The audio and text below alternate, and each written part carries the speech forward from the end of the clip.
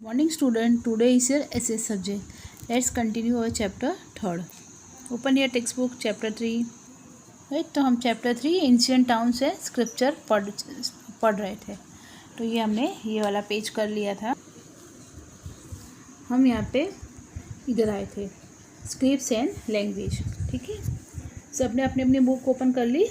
Okay, now what is scripts and language. Script यानी लिपि और उसकी भाषा कैसी थी हड़प्पन सिविलाइजेशन की। Coins, seal, copper plates have been found from remains of Harappan civilization. Coin से, कॉपर प्लेट से, सील से, ये सारे तांबे की प्लेटें, सिक्के, ये सब हड़प्पन सिविलाइजेशन के में से अवशेष के रूप में मिले हैं हमको। Over which some text is transcript, मतलब उसमें से जो सम टेक्स्ट कुछ लिखावट जो मिली है वो मतलब वो हमको पढ़ नहीं सकते ऐसी लिखावट है। Which is in some unresolved mysterious language, ऐसी भाषा में लिखा है जो समझना मुश्किल है। Although this writings are short words with matras and joint words are found, और जो लिखावट मिली वो उसमें शॉर्ट वर्ड्स की है मात्रा के साथ, और वर्ड्स को जॉइंट भी है। Lot of attempts have been made to decipher this script but it has not been successful yet. Lot of बहुत सारे प्रयत्न कर चुके, लेकिन फिर भी इसको ये लिपि को समझना बहुत मुश्किल है अभी तक। अब हम सक्सेसफुल नहीं हुए हैं। ना places of Harappan civilisation in Gujarat. Harappan civilisation की कौन कौन सी प्लेसेस है गुजरात के अंदर। Small and big colonies of Harappan civilization have been found in Gujarat, like Rangpur, Lothal in Ahmedabad district की छोटे और बड़े कॉलोनीज हड़प्पन सिविलाइजेशन के हैं गुजरात में। रंगपुर और लोथल इन अहमदाबाद डिस्ट्रिक्ट में है। रोजडी श्रीनाथगढ़ में है, इन राजकोट डिस्ट्रिक्ट में है। Desalpur in Kutch district. Dholavira, Surkotada, Lakhabawal in Jamnagar district. Amra, Bhagatrav on the bank of the Kim river in Bharuch district. तो ये सारी प्लेसेस है जो गुजरात में हमको पाए जाते कौन कौन सी जगह। नाम end of civilisation Harappan civilisation. तो सिविलाइजेशन का हड़प्पन सिविलाइजेशन का एंड कैसे हुआ। The historians believe that Harappan civilisation may have ended because of earthquake, flood, epidemic और एक्सटर्नल इन्वेशन। इतिहासकार ये मानते हैं कि हड़प्पन सिविलाइजेशन का एंड हो गया बिकॉज ऑफ द भूकंप आया होगा, या बाढ़ आई होगी, या फिर कोई महामारी होगी, या कोई एक्सटर्नल इन्वेशन को बाहरी आक्रमण हो सकता है, इसी से उसका एंड हो गया। However for today historians the end of it has been subject of research. लेकिन आज की तारीख में, टुडे एट प्रेजेंट, इतिहासकार ये सोचते हैं कि उसका जो it has been subject of research, ये उनके लिए एक खोज का सब्जेक्ट बन गया है। ठीक है, तो move to the next page. और एंशिएंट टेक्स्ट, हमें पहले का टेक्स्ट कैसा, लिखावट कैसे थी। Rigveda and its study. Rigveda और उसकी स्टडी, उसकी पढ़ाई के बारे में। 4 वेदास आते हैं, ऋग्वेद, यजुर्वेदा, समवेदा एंड अथर्ववेदा। तो हमारे वेदास में कितने वो वेदास है, 4 Vedas, Rigveda, Yajurveda, Samaveda and Atharvaveda. Rigveda is our oldest text. तो सबसे ज़्यादा कौन सा टेक्स्ट, कौन सा वेदास ओल्डेस्ट, सबसे पुराना कौन सा है, तो कि Rigvedas. It includes 1028 hymns which are called suktas. इसमें करीबन 1028 हाइम्स है ना, भजन है, जिसको हम सूक्तास भी बोलते हैं। Rigveda is a repository of ancient knowledge. Rigveda क्या है, हमारा एंशिएंट नॉलेज का भंडार है, मतलब इसमें बहुत सारी कुछ चीज़ें हमको जानने को मिलती है। It is written in old Sanskrit और वैदिक संस्कृत लैंग्वेज। ये कौन सी लैंग्वेज में लिखी है, संस्कृत, पुराने संस्कृत में या वैदिक संस्कृत लैंग्वेज में लिखी हुई है ऋग्वेदा इसमें। With the help of Rigveda, we get information about political, social and economic, religious life of Aryans. तो हमको इसकी ऋग्वेदा की मदद से, जो टेक्स्ट है ऋग्वेदा सबसे ओल्डेस्ट, उसकी मदद से हमको पॉलिटिकल मतलब राजनीतिक, सामाजिक और आर्थिक आर्यंस लाइफ जो है आर्यंस की, उसके बारे में हमको जानकारी मिलती है. We get information of Aryans. Historians and archaeologists study Vedic Vedas along with relics to know about history. जो इतिहासकार और आर्कोलॉजी से उन्होंने वेदास पढ़े अलॉन्ग विद द रिलाइसिस मतलब उसके हिस्ट्री के जो अवशेष है उसके बारे में जानने की कोशिश की. Some of the hymns of Rigvedas are in dialogue form. Some कुछ जो है वो किसके फॉर्म में, डायलॉग फॉर्म मतलब वार्तालाप के फॉर्म में है. There are references of life in common man in Rigveda. और ऋग्वेद में है, ऋग्वेद तो उसमें कॉमन मैन जो कॉमन आदमी है उसकी लाइफ के बारे में भी हमको जानने को मिलता है. There are references of political institution like ganas, sabha and समिति. हमको ये सब पॉलिटिकल इंस्टीट्यूशन है जैसे कि गणा, सभा क्या है, समिति, उसके बारे में भी जानकारी मिलती है. ठीक है. Sabha was a small institution as compare to samiti. सभा जो है वो समिति से छोटी इंस्टीट्यूशन है, समिति बड़ी है. ठीक है.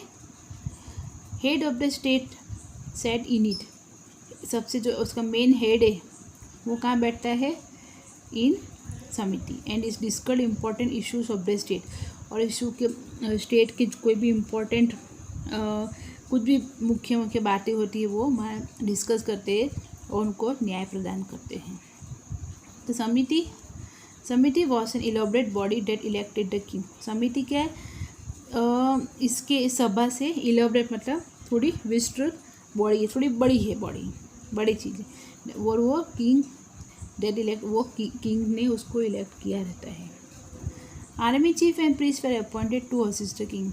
आर्मी का चीफ होता है और प्रीस्ट मतलब जो पुजारी होता है वो भी राजा की सहाय करते हैं इसको करने में. One of the work of king was gaveshana. तो एक और काम है राजा का, क्या है, वह गवेषणा. उसका मतलब क्या, वॉर, युद्ध के बारे में नक्की पक्का करना, क्या करना है क्या नहीं, उसके बारे में इंफॉर्मेशन के वो सब कौन करता है, राजा.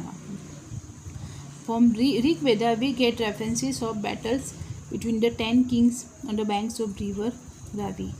तो ऋग्वेदा से हमको क्या इन्फॉर्मेशन मिलती है कि रावी नदी के किनारे 10 राजाओं के बीच में लड़ाई होती है, उसके बारे में हमको पता चलता है इस टेक्स्ट के बारे में.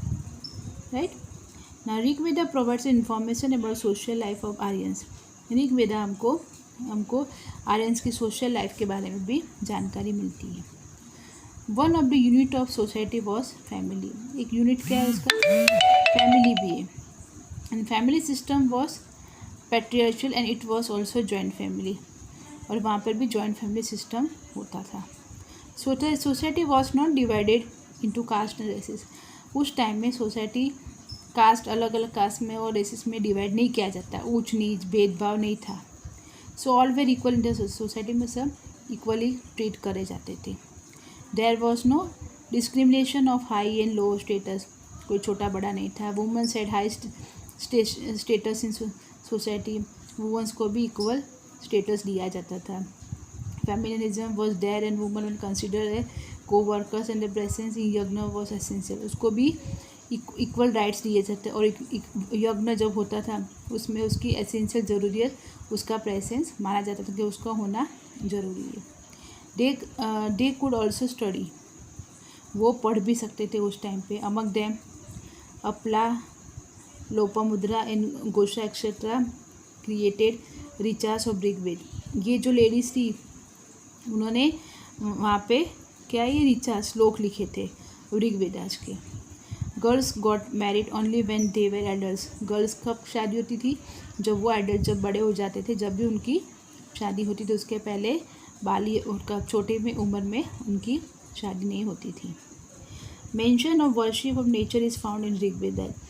वहाँ पे नेचर की पूजा करते थे, उसके बारे में मेंशन किया है ऋग्वेदा में. मतलब नेचर मतलब क्या, प्रकृति, उसकी भी पूजा करते थे ऋग्वेदा. उस टाइप में इंफॉर्मेशन मिलती है. वर्शिंग ऑफ इंद्र देव, वरुण देव, अग्नि देवता, सूर्य एक्सेट्रा इज मेंशन ऋग्वेद.